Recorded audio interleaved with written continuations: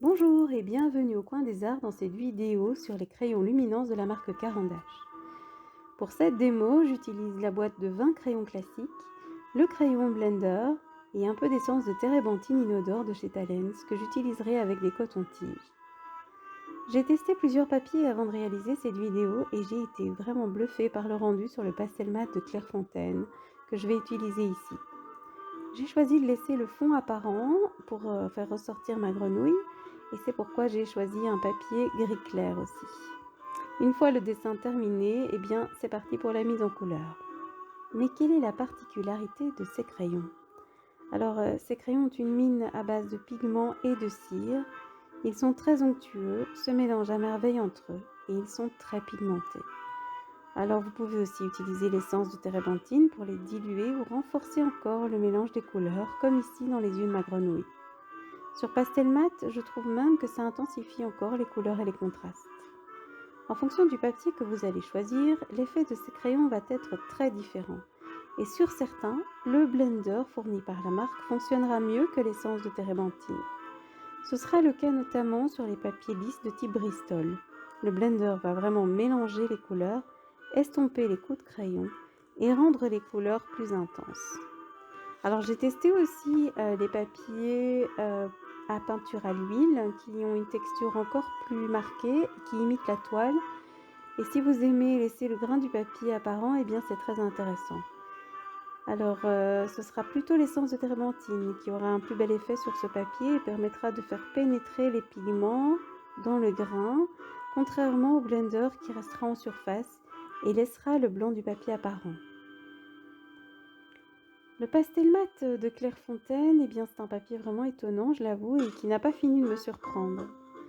Sa texture est très fine et pourtant il capture les pigments et fait ressortir les couleurs comme peu de papier. Alors c'est déjà un peu mon chouchou, j'avoue, pour le pastel, mais comme j'ai vu des artistes qui travaillaient au crayon de couleur l'utiliser, eh bien j'ai voulu essayer aussi. Alors comme pour le pastel, il capte vraiment les pigments, réagit très bien à l'essence et révèle vraiment une couleur très puissante lors de son application sur le crayon. Le blender par contre laisse apparaître à nouveau le grain du papier et les couleurs restent plus ternes. Juste pour le plaisir, j'ai aussi fait un rapide test avec des crayons Muséum Aquarelle et de l'eau.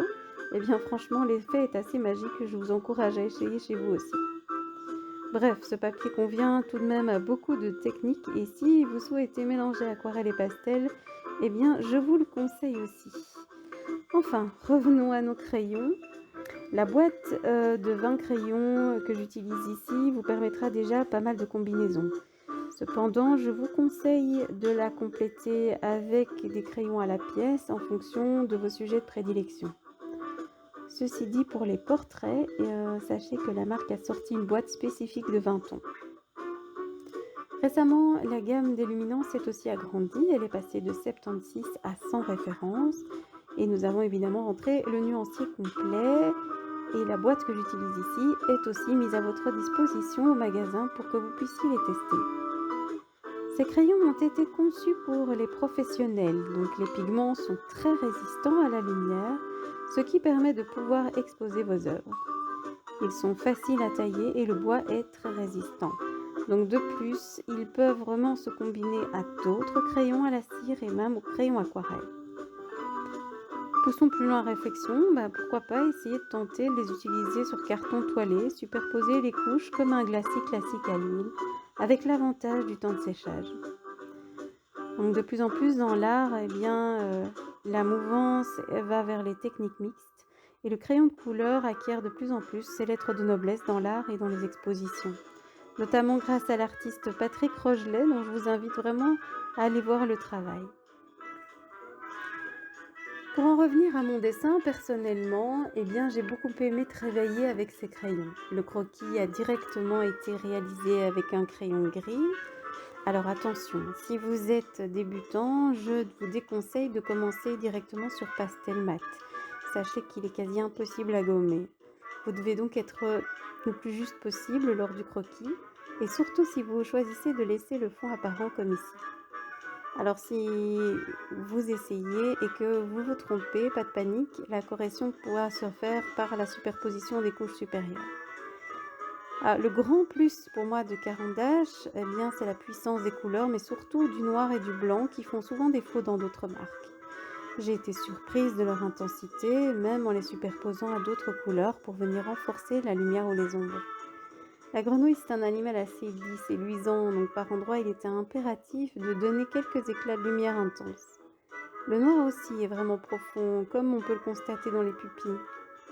Les couleurs se mélangent vraiment à merveille et c'est un régal sur le pastel mat qui accepte un nombre de couches impressionnant. Quant à l'essence, elle va vraiment réveiller les couleurs. Je vais l'utiliser ici uniquement dans les zones les plus lisses et laisser par contre le grain plus présent aux endroits où on voit le grain de la peau de la grenouille. Après, on peut aussi imaginer faire une première couche entièrement diluée à l'essence et puis revenir par-dessus, mettre de la texture. La grenouille, eh bien, elle m'a permise vraiment de travailler autant les tons chauds que les tons froids et je n'ai fait aucune distinction. J'avoue, je suis même vraiment étonnée de la puissance des tons chauds. À la fin, je vais aussi renforcer les ombres grâce à l'essence de térébenthine. N'imbibez pas trop votre coton-tige et si ça vous arrive comme moi dans cette vidéo, eh bien prévoyez une rondelle de coton pour éponger. Comme le grain du pastel mat est assez léger, eh bien il n'accroche pas le coton heureusement, mais faites attention, testez quand même sur un autre papier si jamais. Voilà, et bien pour résumer, si vous aimez dessiner au crayon de couleur, je vous conseille les luminances de Caran d'Ache parce qu'ils sont tendres, très pigmentés, vraiment résistants à la lumière et se mélangent à merveille. J'espère que cette vidéo, eh bien, elle vous aura plu et que vous en aurez appris un peu plus sur ces crayons. N'hésitez pas à liker ou partager et je vous dis à bientôt pour une autre vidéo.